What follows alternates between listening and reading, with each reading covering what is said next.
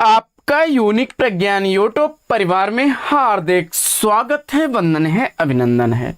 प्यारे साथियों, अगर आप टीजीटी, पीजीटी, जेएससी प्रवक्ता, LT grade, UGC net, JRF आदि विभिन्न प्रतियोगी परीक्षाओं की तैयारी कर रहे हो तो मैं दावे के साथ कहना चाहूंगा साथियों कि बहुत ही बेहतर श्रृंखला के साथ आप जुड़ चुके हैं। जी हाँ दोस्तों, हिंदी साहित्य प्रश्नोत्तरी पेपर लेकर के आपके बीच उपस्थित हूँ। और जैसा कि आप जानते हैं, कम समय में 50 वन लाइनर प्रश्नों को लेकर के प्रतिदिन सुबह 5 बजे मैं प्रज्ञान सर आपके बीच उपस्थित रहता हूं। और मेरा मुख्य उद्देश्य है आपके अध्ययन का आपको रिवीजन कराना इस श्रृंखला के माध्यम से। तो प्रश्नोत्तरी 50 का नियमित अवलोकन करते रहिए और अपनी तैयारी को बेहतर बनाइए। तो आज की प्रश्नोत्तरी 50 को प्रारंभ करें उससे पूर्व देखेंगे आज का मॉर्निंग कोट्स। और बड़ा प्यारा सा मॉर्निंग कोट्स है कि 3 बेहतरीन सलाह है आपके लिए। पहली सलाह है, सोचो मत, सोचो मत, शुरू करो। वादा मत करो, साबित करो। बताओ मत, करके दिखाओ। जी हाँ दोस्तों, अगर इन 3 बातों का ख्याल रखेंगे तो आप अपने जीवन में कुछ बेहतर कर पाएंगे। तो इसी मॉर्निंग कोर्स के साथ प्रारंभ करेंगे शायद प्रश्नोत्तरी पेपर। लेकिन पहला प्रश्न आप तक पहुंचे उससे पूर्व वीडियो को पहली बार देख रहे हैं तो चैनल पर नए हैं तो कृपया चैनल को सब्सक्राइब, वीडियो को लाइक और शेयर करना बिल्कुल ना भूलें। तो बिना समय गंवाए प्रारंभ करते हैं पाठचर्या और देखते हैं पाठचर्या का पहला प्रश्न। पहला प्रश्न है, भुक्ति या भोगवाद सिद्धांत के प्रवर्तक आचार्य कौन है? इसका आपको जवाब बताना है। और इस प्रश्न का जवाब मुझे उम्मीद है कि आपने बटनायक दिया होगा। और सांख्य दर्शन से प्रभावित यह दर्शन है।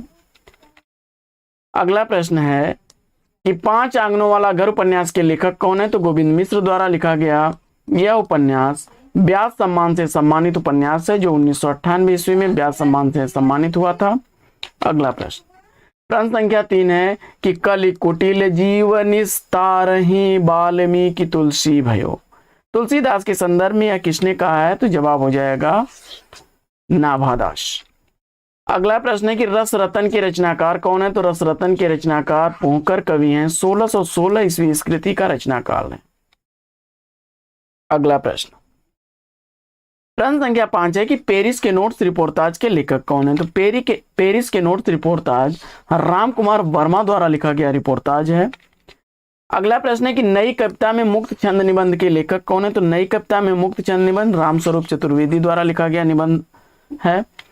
अगला प्रश्न है कि पलाश वन किसका काव्य संकलन है? तो पलाश वन नरेंद्र शर्मा का काव्य संकलन है। और अगला प्रश्न है कि लाला श्रीनिवास दास की संयुक्ता स्वयंवर की सच्ची समालोचना शीर्षक से किसने की थी? तो जवाब हो जाएगा बालकृष्ण भट्ट ने। अगला प्रश्न है कि दलित साहित्य का सौंदर्य शास्त्र कृति के लेखक कौन है? तो दलित साहित्य का सौंदर्य शास्त्र साथियों लिखा गया है शरण कुमार लिम्बाले द्वारा। अगला प्रश्न है कि कलम का मजदूर शीर्षक से प्रेमचंद्र की जीवनी के लेखक कौन है? तो कलम का मजदूर शीर्षक से प्रेमचंद्र की जीवनी लिखने वाले मदन गोपाल हैं। अगला प्रश्न है कि मानव मूल्य और साहित्य कृति के लेखक कौन है? तो मानव मूल्य और साहित्य धर्मवीर भारती द्वारा लिखी गई रचना है। प्रश्न संख्या 12 है साथियों कि मृणाल जैनेन्द्र के किस उपन्यास का पात्र है? तो मृणाल जैनेन्द्र द्वारा लिखे गए उनके उपन्यास त्याग पत्र उपन्यास का पात्र है। 1937 ईस्वी इस उपन्यास का प्रकाशन काल है। बढ़ते हैं अगले प्रश्न की तरफ। अगला प्रश्न है कि सरयू पार की यात्रा साहित्य के लेखक कौन है? तो सरयू पार की यात्रा साहित्य भारतेंदु हरिश्चंद्र द्वारा लिखा गया है। अगला प्रश्न, विज्ञान गीता किसकी रचना है? तो केशव दास द्वारा लिखी गई यह रचना है जिसका रचना काल 1610 ईस्वी है। अगला प्रश्न है कि वायरस और विश्ववंश किसके लेखक कौन है? तो यह दोनों ही व्यंग नाटक श्रेणी के नाटक हैं, राजेश जैन द्वारा लिखे गए हैं। वायरस और विश्ववंश दोनों क्रमशः वायरस 1994 ईस्वी, विश्ववंश 1999 ईस्वी का प्रकाशित नाटक है। अगला प्रश्न है कि ग्लोबल गांव के देवता का प्रकाशन काल क्या है? तो रणेन्द्र द्वारा लिखा गया यह 2009 ईस्वी का प्रकाशित ग्रंथ है। अगला प्रश्न कि बिहारी बिहार नामक ग्रंथ की रचयिता कौन है? तो यह पंडित अंबिका दत्त व्यास की रचना है। और एक ब्रेक के बाद उपन्यास का प्रकाशन काल क्या है? तो एक ब्रेक के बाद उपन्यास अलका सरावगी द्वारा लिखा गया 2008 ईस्वी का प्रकाशित उपन्यास है।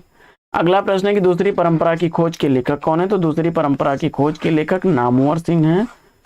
1982 ईस्वी इसका रचना काल है। अगला प्रश्न है कि छार उठाए लिन एक मुट्ठी और दिन उड़ाए पृथ्वी झूठी, यह पंक्ति किस ग्रंथ से ली गई है? तो जवाब हो जाएगा पद्मावत। अगला प्रश्न है कि जयचंद्र प्रकाश के रचयिता कौन है? तो जयचंद्र प्रकाश मधुकर कवि द्वारा लिखी गई रचना है। और जाने कितने पलाश के उपन्यास की लेखिका कौन है? तो जाने कितने रंग पलाश की, यह मृदुला वाजपेयी द्वारा लिखी गई रचना है। अगला प्रश्न है कि मोहनदास गिरिराज किशोर के किस उपन्यास का पात्र है? तो पहला गिरमिटिया उपन्यास का पात्र है मोहनदास और 1999 ईस्वी का रचना काल है। अगला प्रश्न है कि हरिवंश राय बच्चन की उनकी किस कृति के लिए सरस्वती सम्मान से सम्मानित किया गया? तो जवाब हो जाएगा 10 द्वार से सोपान तक कृति के लिए 1991 ईस्वी में उन्हें सरस्वती सम्मान के लिए सम्मानित किया गया। अगला प्रश्न है कि राम ध्यान मंजरी कृति के रचनाकार कौन है? तो राम ध्यान मंजरी स्वामी अग्रदास द्वारा लिखी गई रचना है। फिर भी कुछ शेष रह जाएगा इस कृति के रचनाकार कौन है? तो यह रचना साथियों लिखी गई है विश्वनाथ प्रसाद तिवारी द्वारा। अगला प्रश्न है कि रामचंद्रिका का रचना समय क्या है? तो रामचंद्रिका का समय संवत 1658 ईस्वी है। इसको आप ईस्वी संवत में 1601 ईस्वी कह सकते हैं और केशव दास द्वारा लिखी गई यह रचना है। अगला प्रश्न है कि तुम चंदन हम पानी निबंध के निबंधकार कौन है? तुम चंदन हम पानी विद्यानिवास मिश्र द्वारा लिखी गई रचना है। 1997 ईस्वी का रचना काल है। अगला प्रश्न है कि सिंह हरण जयशंकर प्रसाद के किस नाटक का पात्र है? तो सिंह हरण जयशंकर प्रसाद की चंद्रगुप्त नाटक का पात्र है। 1931 ईस्वी का रचना काल है। अगला प्रश्न है कि उत्तराखंड के किस कवि को छायावाद और प्रगतिवाद के संधि स्थल का कवि कहा जाता है? तो जवाब हो जाएगा सुमित्रानंदन पंत को। अगला प्रश्न है कि भगवती चरण वर्मा का पहला उपन्यास कौन सा है? तो चित्रलेखा उपन्यास भगवती चरण वर्मा का पहला उपन्यास है जिसका प्रकाशन काल 1934 ईस्वी है।